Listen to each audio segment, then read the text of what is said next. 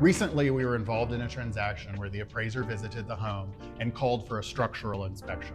This is not a common occurrence. Essentially, when the appraiser got to the home, they notated some significant foundation issues. A lot of times people say, well, what do we do if we're buying a home that's not in perfect condition? Well, lenders are pretty flexible. We follow a guideline that are basically called livability guidelines. Essentially, a house has to be livable. A lot of times livability definition doesn't mean I might live in it, but it is livable for somebody.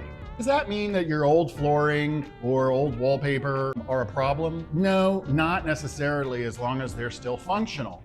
What it does mean is if there's a significant hindrance on the property, something really wrong, maybe a safety issue, there's exposed wiring or the lights flicker, those are all issues that may be problems that may be required to be fixed prior to closing.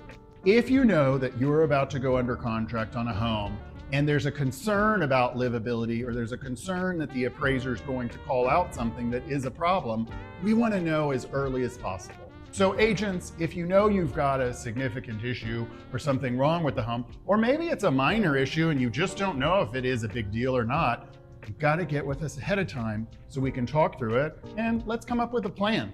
For more information, visit us at thespiegelgroup.com.